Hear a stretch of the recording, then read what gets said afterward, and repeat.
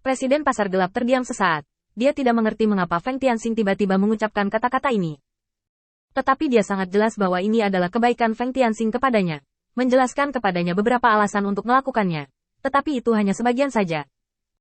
Bahkan bawahan terdekat Feng Tianxing jarang memiliki kesempatan untuk mendapatkan penjelasan seperti itu. Dan dalam kesempatan pribadi semacam ini, Feng Tianxing jarang menjelaskan hal-hal yang sangat tersembunyi dan tidak boleh dikatakan.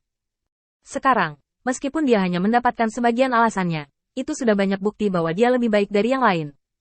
Menundukkan kepalanya. Bawahan akan memilah semua informasi dalam sehari. Feng Tianxing mengangguk, lalu kembali ke rumah untuk menunggu. Presiden pasar gelap meninggalkan yurisdiksi dan pasar gelap yang telah dia jalankan selama bertahun-tahun. Dia tidak segera mengatur hal-hal ini, tetapi datang jauh-jauh keluar kamar Song Yi. Song Yi, sebagai rekan Jia Luo, harus berhubungan dengan banyak murid Jia Luo. Ini adalah rencana terbaik untuk pergi dan mencoba dengan hati-hati di masa lalu. Namun di depan pintu, kepala pasar gelap itu berhenti. Dia memikirkan Feng Tianxing, karena ada Song Yi, yang dapat memperoleh informasi ini dengan sangat mudah. Mengapa dia datang ke sini untuk bertanya secara langsung? Ini jelas tidak masuk akal. Artinya, bahkan Song Yi harus merahasiakan masalah ini. Setelah keheningan singkat, kepala pasar gelap hanya berbicara kepada setan yang ditempatkan di pintu. Jika senior Song Yi bebas, aku mengundangnya untuk datang ke rumahku untuk minum sebagai tamu. Kebetulan aku mendapatkan setumpuk anggur baru di sini. Setelah berbicara, Presiden pasar gelap kembali ke kediamannya, mengerutkan kening dan berpikir sejenak, lalu mengatur agar orang-orang mengumpulkan informasi di dekatnya. Sehari kemudian, Feng Tianxing mendapat daftar puluhan halaman.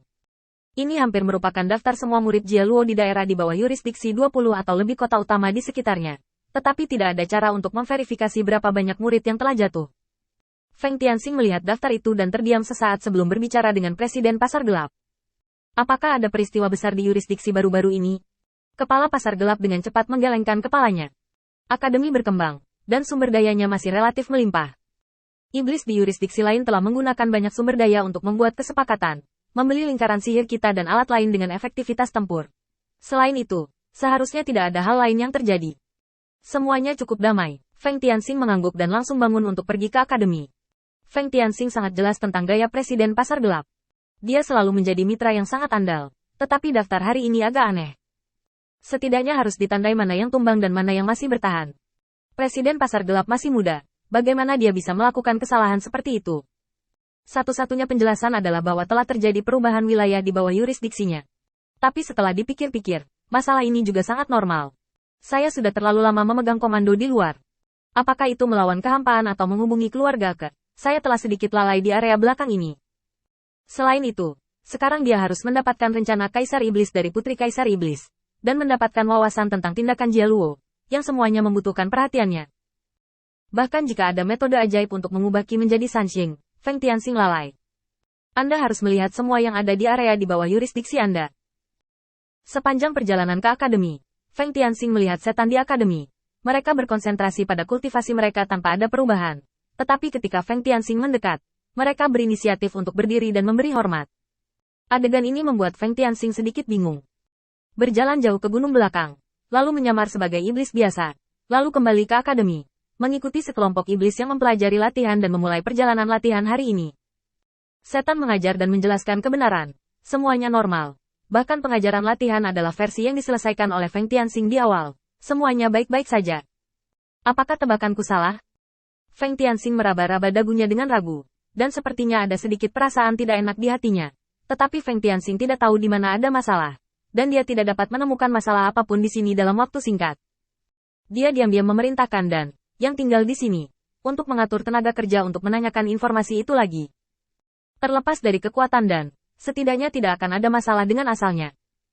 Salah satu budak dari keluarga kekini telah melepaskan statusnya sebagai budak dan telah menjadi salah satu ikatan antara keluarga ke dan Feng Tianxing. Dia bisa dikatakan ikan asin besar. Menyerahkan siapapun bisa mengkhianatinya, tapi selama keluarga ke tidak mengkhianati, dan tidak akan pernah mengkhianati.